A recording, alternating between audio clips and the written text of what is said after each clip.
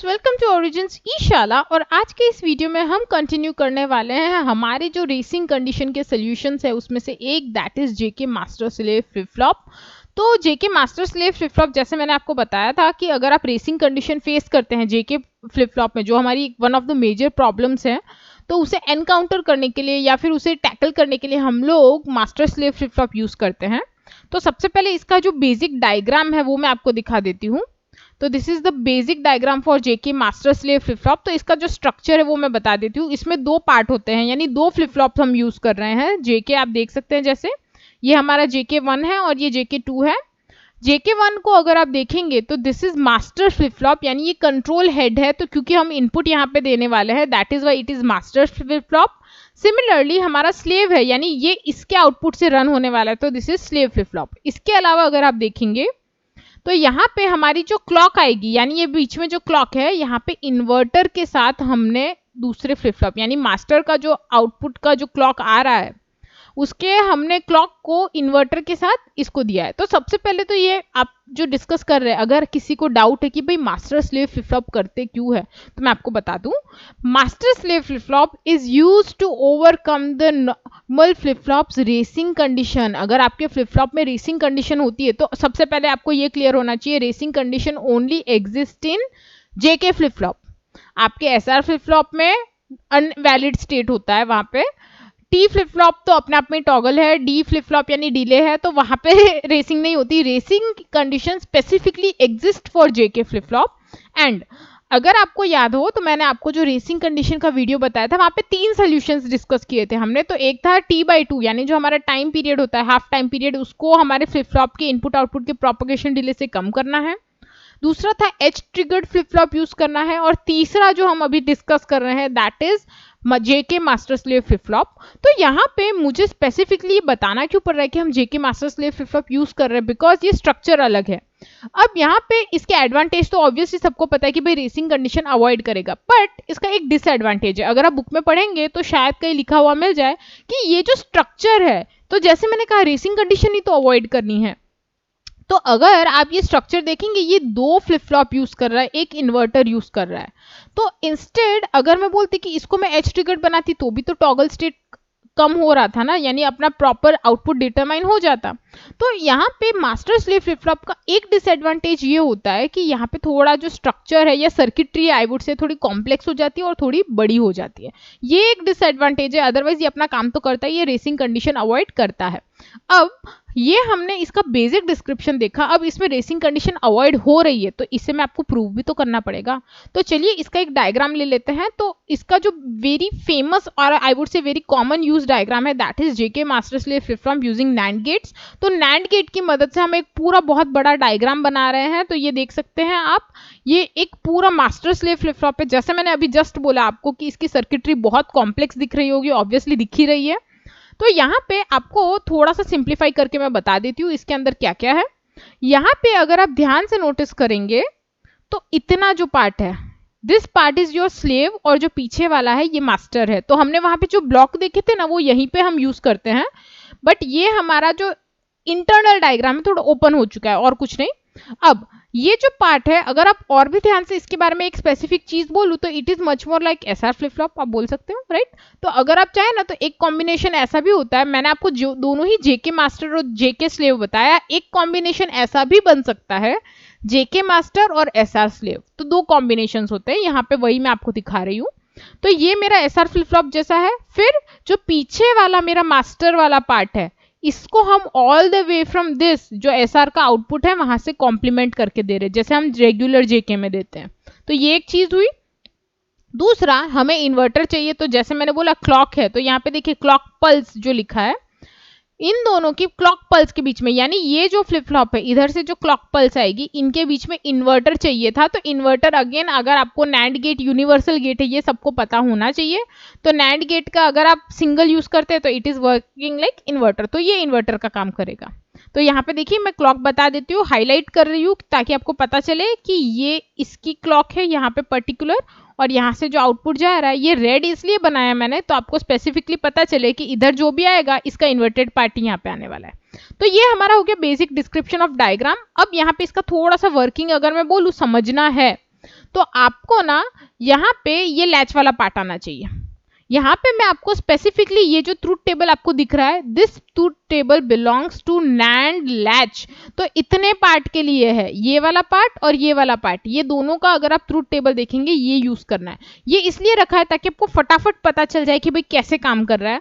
अगर आपको NAND latch नहीं पता है तो you can definitely visit our playlist, नीचे डिस्क्रिप्शन में कई लिंक होगी, वहां पे आप ऐसा नैंड लैच का जो वीडियो है वो देख लीजिएगा, तो आपको पता चल जाएगा। ये ट्रूथ टेबल डायरेक्ट उठा के नहीं रखा है मैंने, हमने इसका पूरा स्टडी किया है कि ये आता कैसे, एंड इट इज वैलिड।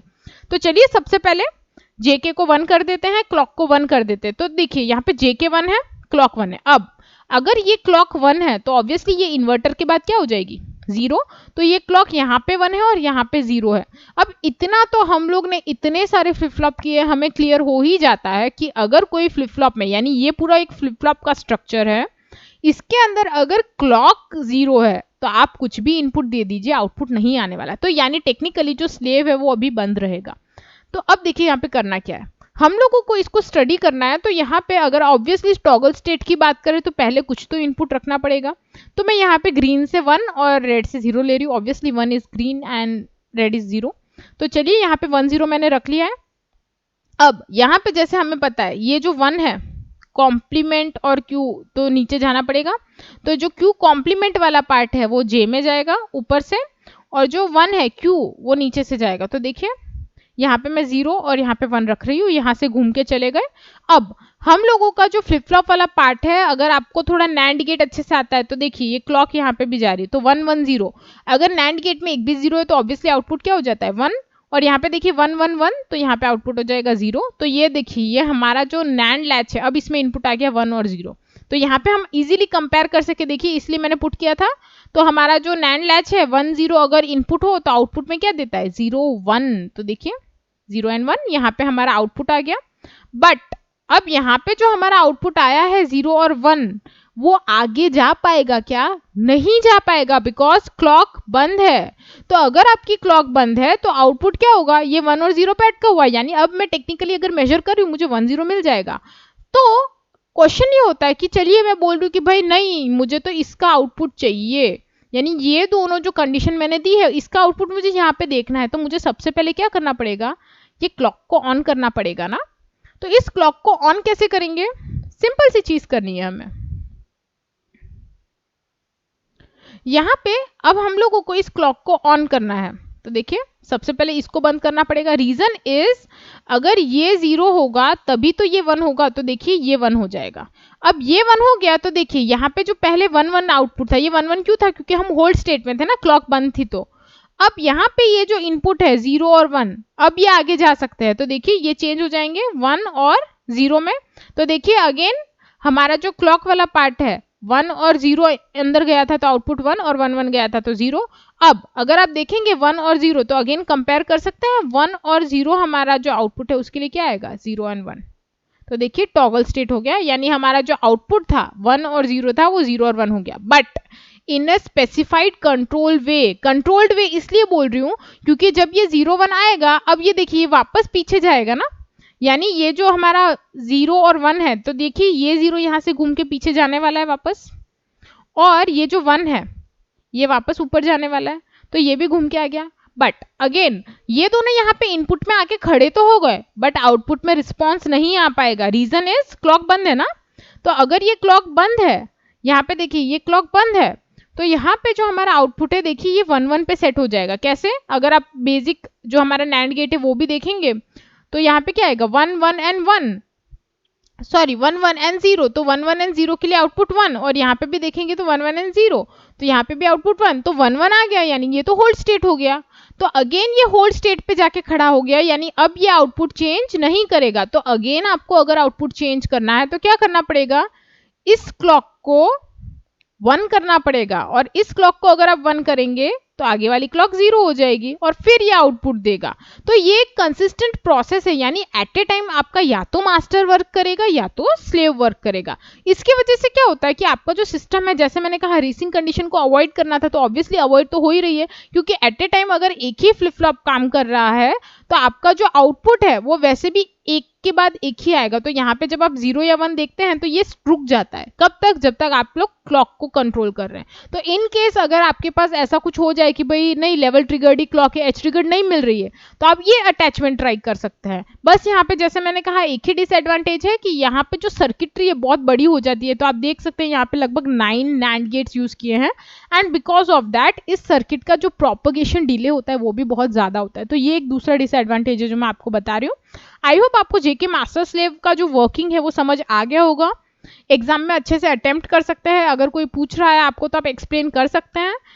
इसी के साथ I am going to cover up this video. तो ये वीडियो मैं कंप्लीट कर रही हूँ। अगर आपको ये इन्फॉर्मेशन और ये डेटा समझ आया हो तो please subscribe my channel and like करना मत भूलिएगा। इसी के साथ लगता है कि किसी की हेल्प हो सकती है इस डेटा से, don't forget to share it. And अगर कुछ डाउट है you can let me know in comment section.